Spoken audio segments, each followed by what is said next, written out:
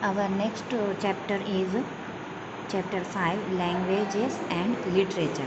अभी हम इस चैप्टर में लैंग्वेजेस देखेंगे और लिटरेचर के बारे में देखेंगे। ओके, लैंग्वेज मीन्स जो ज़बानें होती है, भाषाएं होती है, वो उनको लैंग्वेजेस बोलते हैं। ओके, देखेंगे 27 आर्टिकल है हमारा Indian languages.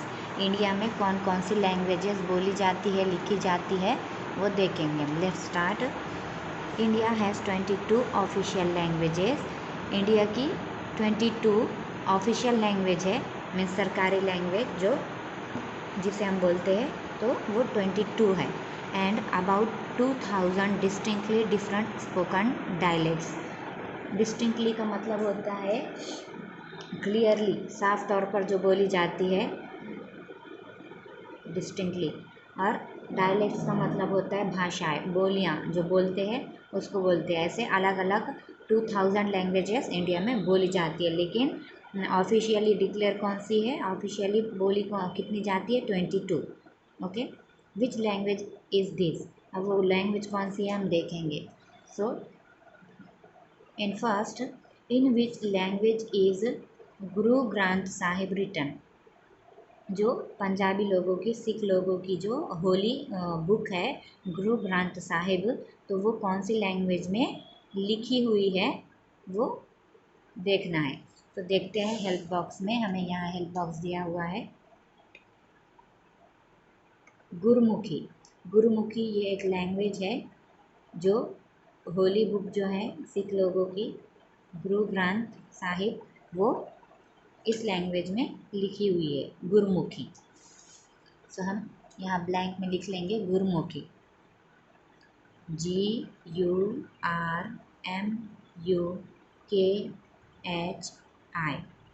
Gurmukhi. Okay, next देखते हैं। What was the name of Hindi script. अभी स्क्रिप्ट बोलते हैं रिटन वर्क को, जो लिखावट होती है, लिखी होती है बुक हो, नोटबुकों पे जो, तो लिखावट को बोलते हैं script. So Hindi script, what was the name of Hindi script. Hindi script का क्या नेम था। सो देखेंगे हिंदी स्क्रिप्ट का क्या नेम था।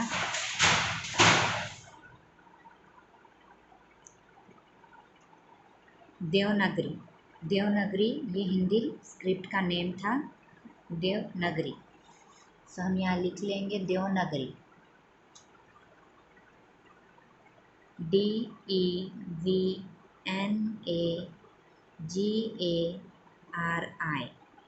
देवनागरी। Okay, next.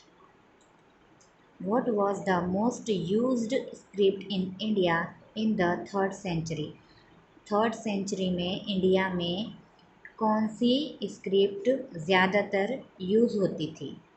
सो देखेंगे 3rd सेंचुरी में इंडिया में। सो उसका आंसर है ब्राह्मी। ब्राह्मी लैंग्वेज जो थी वो लिखने के लिए ज़्यादातर यूज़ करते थे इंडिया में, लेकिन कब, 3rd सेंचुरी में, बहुत पुराने ज़माने की बात है जब यूज़ करते थे ब्राह्मी लैंग्वेज लिखने के लिए। BRAHMI, Brahmi. Okay, next. What is the official language of Andaman and Nicobar island. अभी जो आइलैंड है अंडमान एंड निकोबार, तो वहाँ की ऑफिशियल लैंग्वेज क्या है, वहाँ पर कौन सी लैंग्वेज ऑफिशियली बोली जाती है। सो वहाँ तमिल बोली जाती है। कौन सी, तमिल। तमिल तमिलनाडु की जो लैंग्वेज है वहाँ वो बोली जाती है। सो हम यहाँ लिख लेंगे Tamil, TAMIL, Tamil. Okay, next. The ancient city of Mithila reminds us of which language. अभी एंशंट का मतलब होता है बहुत पुराना। ओके, पुराने ज़माने का। मिथिला की पुरानी सिटी, एंशियंट सिटी, हमें कौन सी लैंग्वेज की याद दिलाती है। देखते हैं कौन सी लैंग्वेज की। हेल्प बॉक्स में मैथिली। मैथिली लैंग्वेज जो थी वो मिथिला में चलती थी, वहाँ पर बोली जाती थी। ओके, मैथिली, MAITHILI,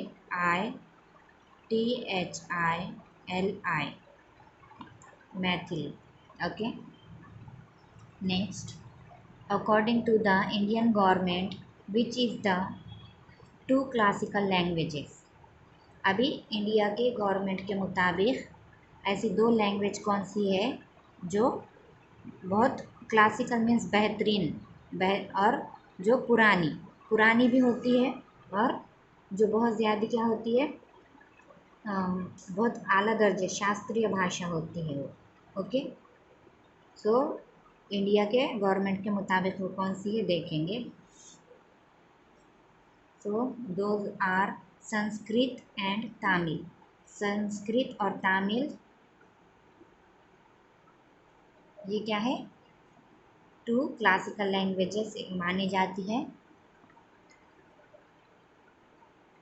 सो लिख लेंगे संस्कृत, SANSKRIT,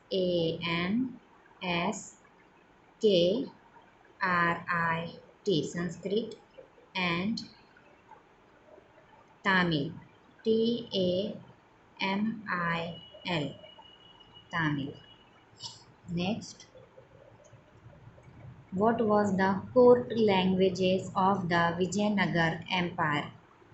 अभी विजयनगर एम्पायर की कोर्ट लैंग्वेज मीन्स कोर्ट में, अदालत में जो बोली जाती है वो कौन से लैंग्वेजेस थी या लिखी जाती है वो कौन से थे। एम्पायर बोलते हैं किंगडम को, सल्तनत को, साम्राज्य को बोलते हैं।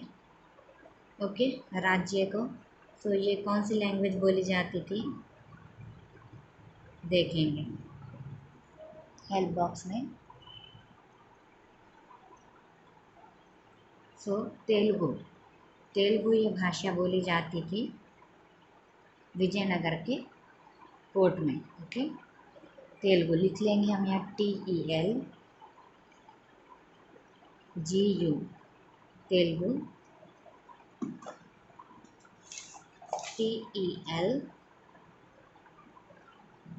TELUGU, Telugu. Next, different languages are seen to be used by Tulsidas while writing Ramacharitamanasa, Awadhi, Bhojpuri, and which is the third one। अभी तुलसीदास एक राइटर थे, उन्होंने बहुत बहुत लैंग्वेजेस देखी थी और उन्होंने रामाचरितमानस, अवधी और भोजपुरी लैंग्वेज भी लिखी थी, और तीसरी और कौन सी लैंग्वेज थी जो उन्होंने लिखी थी। सो देखेंगे, तीसरी लैंग्वेज है ब्रिज भाषा। ब्रिज भाषा उन्होंने अपने लिखावट में, राइटिंग में यूज़ की थी ब्रिज भाषा, BRIJBHASHA,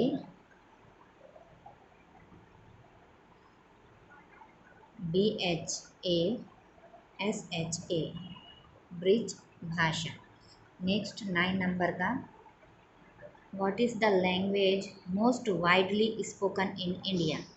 ऐसी कौन सी लैंग्वेज है जो इंडिया में बहुत ज़्यादा बोली जाती है। So that is Hindi language. Which language, Hindi language, HINDI, Hindi language. Okay, next, did you know certain Indian languages do not have their own script, but they borrow the script of another languages and write their own words in that script। अभी India के कई ऐसे language है जो क्या है, उनके खुद के स्क्रिप्ट नहीं है, मतलब लिखने के लिए खाली वो बोलते हैं, लिखने के लिए उनके खुद के स्क्रिप्ट नहीं है, but they borrow the script of another languages. लेकिन वो दूसरे जो लैंग्वेजेस हैं इंडिया के, उसकी क्या करते हैं, कॉपी करते हैं, मीन्स उसका थोड़ा थोड़ा स्क्रिप्ट लेते रहते हैं, and right their own words in that script, और उनकी स्क्रिप्ट वो लिखते हैं। ओके, तो इस तरह से ये जो हमारा 27 आर्टिकल था इंडियन लैंग्वेजेस वो यहाँ फिनिश हुआ। नेक्स्ट आर्टिकल देखते हैं। नेक्स्ट आर्टिकल है 28 आर्टिकल, एंटोनियम्स। एंटोनियम्स का मतलब होता है ऑपोजिट, कोई भी चीज़ अपोजिट उसका उल्टा। ओके, सो देखते हैं। The word which is opposite in meaning to any word is called an antonyms. अभी कोई आपको वर्ड दिया जाए, for example good, good means अच्छा, उसका अपोजिट मीनिंग वाला वर्ड क्या है? बैड, बैड मीन्स बुरा। तो इस तरह के वर्ड को एंटोनियम्स बोलते हैं। To make antonyms we simply add a letter or a group of letters at the beginning of a word. Means अभी हमको नहीं क्या एंटोनियम्स बनाना है, मीन्स कोई भी वर्ड का उलट बनाना है, उसका अपोजिट लिखना है, तो वो वर्ड के सामने क्या लगेगा? कोई भी लेटर लगेगा उसको अपोजिट बनाने के लिए, या फिर ग्रुप ऑफ लेटर्स, दो तीन लेटर्स लगेंगे, तो वो उसका उलट बन जाएगा, एंटोनियम्स बन जाएंगे। और वो वर्ड लेटर और ग्रुप ऑफ लेटर बिगिनिंग में ही लगाना है।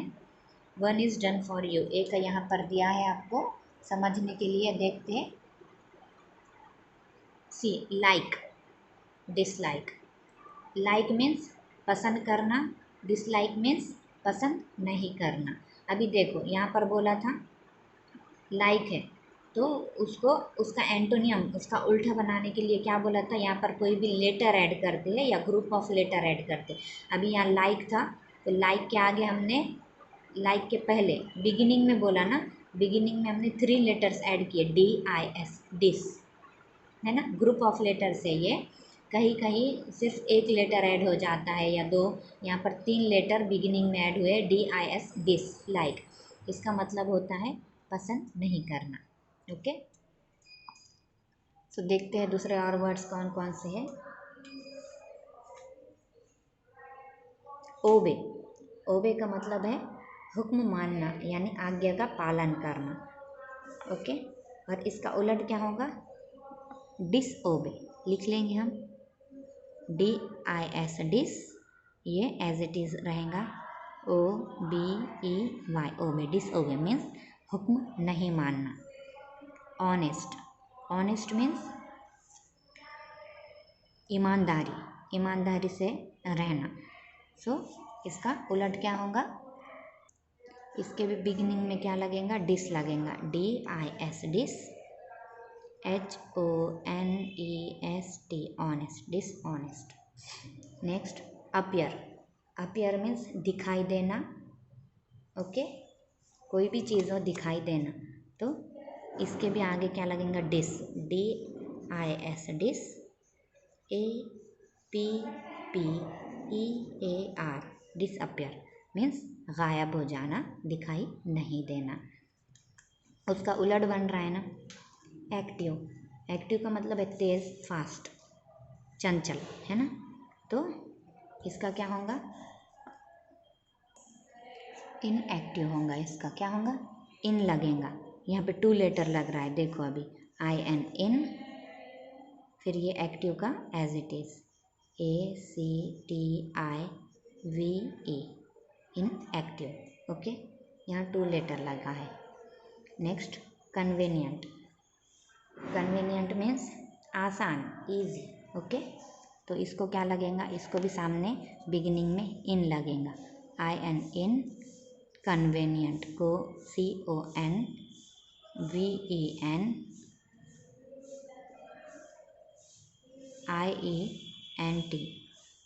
इनकन्वीनियंट। ओके, यानी हार्ड, बहुत मुश्किल। ओके, फॉर्मल, फॉर्मल किसको बोलेंगे? मीन्स रूल्स के मुताबिक जो चलते हैं, रूल्स फॉलो करते हैं, उसके बोलेंगे फॉर्मल। अब इसका उलट क्या होगा? इनफॉर्मल होगा। यहाँ पर भी 2 लेटर लगेंगे, IN, in, FOR, for, MAL, मल, फॉर्मल, इनफॉर्मल मीन्स जो रूल्स को फॉलो नहीं करते, रूल्स के मुताबिक नहीं चलते। पोलाइट, पोलाइट मीन्स खामोश, खामोश रहना, शांत रहना, साइलेंट रहना। इसका अपोजिट, इसका एंटोनियम आएगा इम्पोलाइट, इम्पोलाइट। I am, यहाँ पर I am इम लगा है, POLITE, इम्पोलाइट, यानी खामोश नहीं बैठना, शांत नहीं बैठना। ओके। मूवेबल, मूवेबल जो चीज़ हरकत करती है, मूव करती है, हिलती जुलती है, उसको मूवेबल बोलते हैं। ओके। सो इसका अपोजिट देखते हैं। इसका अपोजिट है unmovable, UNMOVABLE,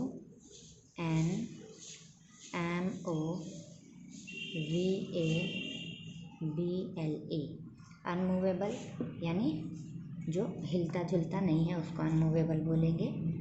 next mobile, mobile का मतलब है मोबाइल हरकत करना, मीन्स मूवमेंट करना, हिलना जुलना, इसका भी वही मतलब है। और इसका एंटोनियम उलट होता है इमूवेबल, मीन्स हिलना जुलना नहीं, mobile. Okay. Next regular, regular का मतलब है कोई भी काम आप बोलते हो ना, अगर टीचर ने आपको बोला है होमवर्क रेगुलर होना चाहिए, मीन्स रोज़ रोज़ डेली होना चाहिए, तो इसका एंटोनियम यानी इसका अपोजिट होगा इर्रेगुलर। यहाँ IR लगेगा, इर, फिर ये as it is regular. Okay. Irregular means कभी कभार। रिस्पॉन्सिबल यानी जिम्मेदार को बोलेंगे रिस्पॉन्सिबल, जो टाइम टू टाइम काम करता है, रिस्पॉन्सिबल। ओके। सो इसका एंटोनियम होगा इररिस्पॉन्सिबल। यहाँ पर बिगिनिंग में IR लगेगा, इर यानी गैर जिम्मेदार, रिस्पॉन्सिबल। ओके।